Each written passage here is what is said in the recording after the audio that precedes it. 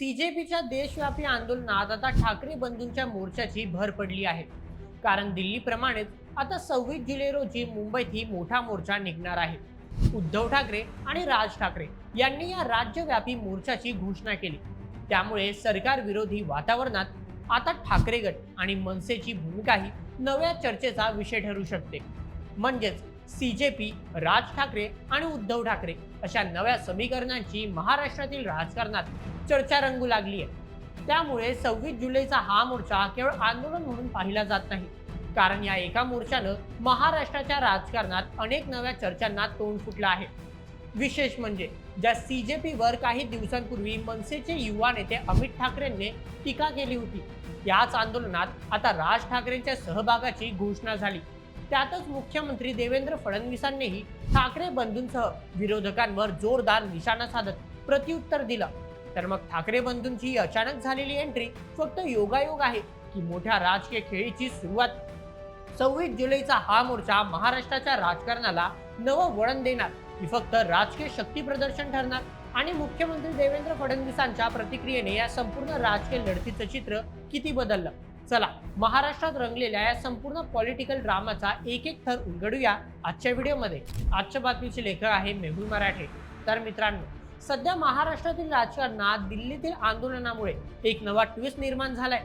कारण जे सीजेपी आंदोलन मुख्यतः दिल्लीपुरतं चर्चेत होतं, त्या आंदोलनाची व्याप्ती आता वाढली असून विद्यार्थ्यांचे प्रश्न, शिक्षण मंत्री धर्मेंद्र प्रधान यांचा राजीनामा आणि आंदोलनावर झालेली कारवाई यामुळे हा मुद्दा सध्या राष्ट्रीय स्तरावर मोठ्या प्रमाणात गाजतोय.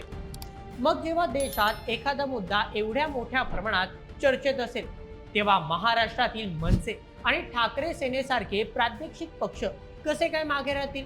म्हणूनच आता ठाकरे बंधूंच्या माध्यमातून या प्रकरणाची महाराष्ट्रातील राजकारणात देखील एंट्री झाली आहे. आणि आता इथूनच संपूर्ण राजकीय खेळ बदललाय. कारण दिनांक 26 जुलै रोजी दिल्लीप्रमाणे मुंबईत देखील या आंदोलनाला पाठिंबा म्हणून राज्यव्यापी मोर्चाची घोषणा करण्यात आली आहे. मनसे प्रमुख राज ठाकरे आणि शिवसेना ठाकरे गटाचे प्रमुख उद्धव ठाकरे या दोघांकडून पत्रकार परिषदेत संबंधित मोर्चाची घोषणा करण्यात आली. विशेष म्हणजे या मोर्चात कोणत्याही पक्षाचा झेंडा फडकवला जाणार नाही, तर फक्त तिरंगाच फडकवला जाईल, असं देखील दोन्ही ठाकरे बंधूंकडून स्पष्ट करण्यात आलंय. सोबतच विद्यार्थी आणि पालकांना या मोर्चात सहभागी होण्याचं आवाहन देखील करण्यात आलंय. मात्र आता या घटनेकडे एका वेगळ्याच राजकीय दृष्टिकोनातून पाहिलं जाते. कारण या प्रकरणाची खरी चर्चा या घोषणेमुळे नाही, तर राजकीय पार्श्वभूमीमुळे सुरू झाली आहे.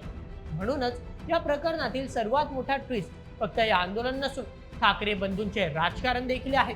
काही महिन्यांपूर्वी महापालिका निवडणुकीमध्ये मुंबईतील हिंदी मराठीच्या मुद्द्यावर राज ठाकरे आणि उद्धव ठाकरे एकाच भूमिकेत दिसले होते.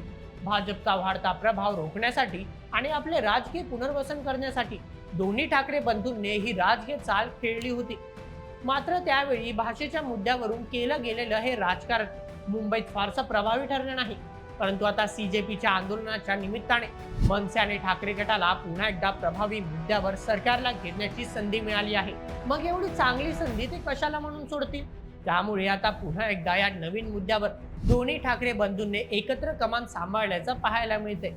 विशेष म्हणजे गेल्या काही दिवसांपूर्वी मनसेचे युवा नेते आणि राज ठाकरेंचे सुपुत्र अमित ठाकरेंनी सीजेपीवर टीका केली होती. परंतु आता अशातच राज ठाकरेंनी हा मोर्चात सहभागी होण्याची घोषणा केल्यामुळे राजकारणात बदलत्या परिस्थितीनुसार कशा पटकन भूमिका बदलतात हे पुन्हा एकदा सिद्ध झालंय. राज ठाकरेंच्या या भूमिकेमुळे महाराष्ट्रातील राजकीय वर्तुळात वेगवेगळे प्रश्न उपस्थित केले जात आहेत. काही लोक ठाकरे बंधूंच्या या भूमिकेला विद्यार्थ्यांच्या आंदोलनाला दिलेला पाठिंबा म्हणून पाहत आहेत, तर दुसरीकडे अनेक लोकांचे असे देखील म्हणणे आहे की देशासह राज्यात निर्माण होणाऱ्या सरकार विरोधी परिस्थितीत ठाकरे बंधूंकडून ही राजकीय रणनीती खेळली जाते. यावेळी दोन्ही ठाकरे बंधूंकडून विविध मुद्द्यांवर भाष्य करण्यात आलं. राज ठाकरे अत्यंत आक्रमक पद्धतीने म्हणाले की आंदोलक मुलांना मारल्यानंतर आता हा मुद्दा केवळ शिक्षण मंत्र्यांच्या राजीनाम्याचा राहिलेला नाही, तर तो थेट पंतप्रधानांच्या राजीनाम्यापर्यंत येऊन पोहोचलाय. म्हणूनच 26 जुलै रोजी छत्रपती शिवाजी पार्क पासून ते सिद्धिविनायक मंदिरापर्यंत मोर्चा काढण्यात येणार आहे. या मोर्चात विद्यार्थ्यांसह पालकांनी सहभागी व्हावं असं आवाहन राज ठाकरेंकडून करण्यात आलं. त्यांनी पुढे सरकारला असा इशारा देखील दिला की विद्यार्थ्यांचा प्रश्न सोडवायचा की आंदोलन आणखी चिघळायचं हे आता तुम्हीच बघा. त्याचप्रमाणे उद्धव ठाकरे म्हणाले की 26 जुलैच्या या आंदोलनात शरद पवार येऊ शकतात, भाजपचे देवेंद्र फडणवीस देखील येऊ शकतात. त्यामुळे विद्यार्थ्यांच्या बाजूने कोण आहे आणि विरोधात कोण हे लवकरच कळेल असे त्यांच्याकडून सांगण्यात आले. दरम्यान एकीकडे मनसे आणि ठाकरे गटासारख्या प्रादेशिक पक्षांकडून सरकारला घेरण्याचा प्रयत्न सुरू असताना दुसरीकडे मुख्यमंत्री फडणवीस यांनी देखील प्रतिक्रिया देत विरोधकांवर जोरदार टीका केली. त्यांनी असा आरोप लावलाय की विद्यार्थ्यांच्या खांद्यांवर बंदूक ठेवून विरोधकांकडून राजकारण केलं जात आहे. यावेळी त्यांच्याकडून महाविकास आघाडीच्या कार्यकाळातील परीक्षा घोटाळ्यांची आठवण करून देण्यात आली. या संदर्भात बोलताना मुख्यमंत्री म्हणाले की मी आठवण करून देतो, राज्यातील सर्वात मोठा टीईटी घोटाळा उद्धव ठाकरे मुख्यमंत्री असताना झाला होता. यामध्ये IAS अधिकाऱ्यांसोबत अनेक मोठी लोक सामील होती. इतका मोठा परीक्षा घोटाळा राज्याच्या इतिहासात कधीच झाला नाही.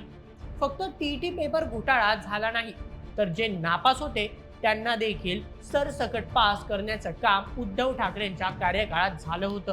आम्ही टीईटी परीक्षा घोटाळा होत असल्याचं लक्षात येतात परीक्षेच्या आधीच घोटाळेबाजांना पकडलं. त्यामुळे स्वतःच ठेवायचं झाकून आणि दुसऱ्यांचं बघायचं वाकून ही भूमिका आता तरी बंद करा अशी टीका मुख्यमंत्र्यांकडून केली गेली.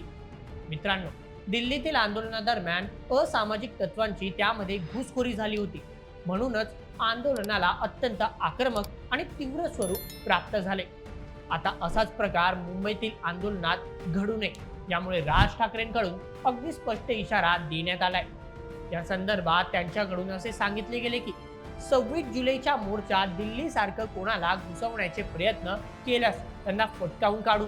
हा मोर्चा शांततेने असेल, अगदी शांतपणे या सगळ्या गोष्टी होतील. मोर्चात कोणतीही हुल्लडबाजी नसेल. परंतु जर राज्य प्रशासनाने या ठिकाणी दिल्लीसारखं आंदोलन दाबण्याचा प्रयत्न केला तर आमचे लोक सोडणार नाहीत असा इशारा देखील देण्यात आला. सोबतच राज ठाकरेंकडून सरकारच्या भूमिकेवर गंभीर प्रश्न उपस्थित केले गेले. आंदोलन चिरडण्याचा प्रयत्न, नरेंद्र मोदींनी अत्यंत उशिरा केलेले ट्विट, शरद पवार आणि मोदी यांची भेट, त्याचप्रमाणे न्यायमूर्ती सूर्यकांता यांनी आंदोलनावर केलेली टिप्पणी या सर्व गोष्टींवर त्यांनी जोरदार पद्धतीने टीका केली. त्याचप्रमाणे आंदोलनादरम्यान झालेल्या लाठीचार्ज आणि सिव्हिल ड्रेसमधील पोलीस या मुद्द्यावर उद्धव ठाकरेंनी गंभीर प्रश्न मांडले. आता या मोर्चातून विरोधकांना खरंच राजकीय फायदा होणार की सत्ताधारी त्यालाच पलटवाराची संधी बनवणार ही चित्र येत्या काही दिवसात स्पष्ट होईल. मात्र एक गोष्ट नक्की आहे की 26 जुलैचा हा दिवस केवळ आंदोलनाचा नसेल तर महाराष्ट्राच्या बदलत्या राजकीय समीकरणांची एक मोठी परीक्षा ठरू शकतो. तर मित्रांनो, या संपूर्ण घडामोडीवर तुम्हाला काय वाटतं? नीट आणि CJP आंदोलनात ठाकरे बंधूंनी केलेली ही एंट्री विद्यार्थ्यांच्या प्रश्नांसाठी उचललेले पाऊल आहे की मोठ्या राजकीय रणनीतीचा भाग? तुमचं मत आम्हाला कमेंटमध्ये नक्की कळवा आणि अशाच व्हिडिओसाठी सबस्क्राईब करा बोल MH आपल्या YouTube चॅनलला. धन्यवाद.